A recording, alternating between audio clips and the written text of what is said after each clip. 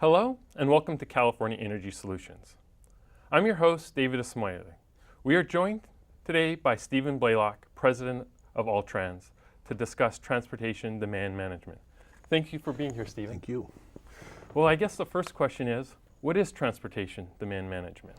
Sure. Transportation demand management, Dave, I think is best defined as just trying to manage the trips, the travel modes that are out there, trying to utilize the resources that we already have, possibly without building new infrastructure. Basically looking at the different timing of the trips, the different types of trips, and just managing those trips a lot more effectively and efficiently than they are perhaps right now. Does that also include working from home? Sure, it does. That's one of the, I think, different varieties that a person could choose. Working from home, carpool, transit encouragement, bicycle programs, compressed work weeks, just a different variety. So it's just not basically a cookie cutter. There's a different variety of aspects that you could do to try to reduce those trips there. That sounds like things that individuals can do. What are certain things that companies can do for their employees? It all really starts off with the individual and the trip, and a forward-thinking, I think, company that provides things like incentives, ability, and trust in their employees. For example, telework and telecommute. The ability just to trust their employees a little bit more, maybe not micromanage them, and set up programs. But all this takes so much more planning. So the companies, I think, are doing a pretty good job as they are right now. What are some of the examples of what current companies are doing for their employees here in the Bay Area?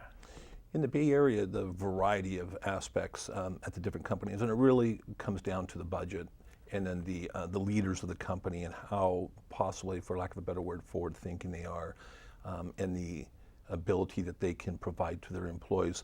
But a lot of them are providing them as incentives, commuter check programs where they're paying an X amount percentage of their employees' commutes. They're providing shuttle bus programs.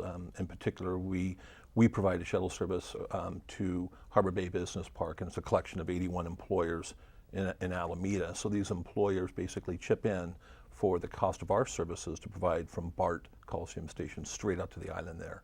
It's a variety of different things that the companies are out there doing. And the companies pay for the full cost of this? Yes, they do, and it's much more cost effective because shuttle programs in themselves are pretty expensive, maybe about $130,000 or so a year for one employer. So it might be too cost prohibitive for an employer, but you get 81 employers and it's much more cost effective.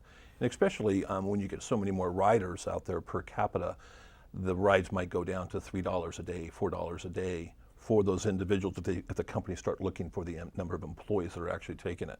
So that's the key, is trying to get as many people on there, and that's when the marketing for TDM programs and projects start coming into play. So are these shuttles picking them up at their houses, or are they using public transit to get to an intermodal spot? How does the shuttle work? We completed a survey at this one the employer sites in Alameda, and I was surprised because quite a few people are actually getting to the Coliseum BART station in this particular mode without using their single occupant vehicle. So about 50% of the people are actually coming to the stations themselves, and then from that station, in this case, picking up our shuttle service and then coming in about 4 miles, 3.5, 4 miles straight into the 81 employers at about 5 different bus stops out of that area. So there are some, it really depends on the location and how far away from the work site it is. But typically it's neighborhood pickup locations, trying to cluster the people there and then bringing them quickly into the work site. So typically on private shuttle services, not really home to work, but more of a neighborhood pickup. And how is it that the Bay Area and Silicon Valley doing compared to the rest of the state in terms of implementing TDM programs, and even compared to the rest of the country? Not as familiar with the rest of the country. In the last 10 years or so, maybe 5 to 7 years, I've seen more and more states come online for TDM programs. Maybe 10, 15 years ago, it wasn't that known at the time, but becoming more and more popular, which I think you see some other states out there coming online. In California, I know that the Southern California is strong. There's some mandatory programs still there. Back in 1991, I think, with Regulation 13, Rule 1, where employers with 100 people or more had to participate, and it was not a voluntary situation. Now it's a voluntary trip reduction program, and I think that we have a very good program in the Bay Area compared to other places in the state outside of maybe Southern California. Was it mandatory in Northern California as well as Southern California? Yes, it was. And I think, again, going back in 1991, when it was a regulation through the Bay Area Air Quality Management District. And then since then, maybe about 3 years into that program, they went into a voluntary trip reduction program. Most of the employers wanted to participate that way. It's got pros and cons. It didn't have any teeth in those regulations at that point. But it became kind of more of a grassroots program.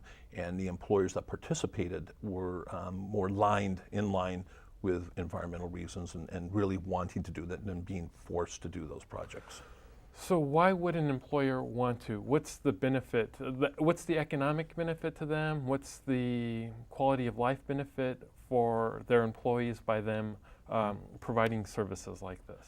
I think overall, the quality of life improves, and I think that the people are a little less stressed than maybe having to go to work. There's different alternatives out there where they could ride the shuttle into their work site. They're less stressed. I know, for example, on a developer standpoint, the developer may be able to build more building units in this case because of the return on investment of not having to have as many parking spaces if they have a really good commute alternative program. So I think that in any different sector out there, either a business or a high tech or a developer or a city, there's the pros and cons of each one of them wanting to do the program for their different reasons. I've read several articles about telecommuting, working from home, and there really seems to be a big, strong showing that these programs really increase a person's productivity, a worker's productivity, compared to working at the office. Why aren't more companies doing this?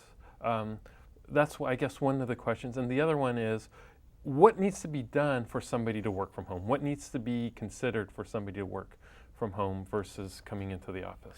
I think a lot has to do with policy and program development at the individual employers. A lot of the employers out there don't realize how to actually set up the programs, and it takes somebody and a group of people at times to set up the different policies, the requirements, the technical systems that will allow them, and then the control of the employer too. There's the old adage where somebody has to kind of be, in essence, a little bit over your shoulder for some of the managers to feel comfortable.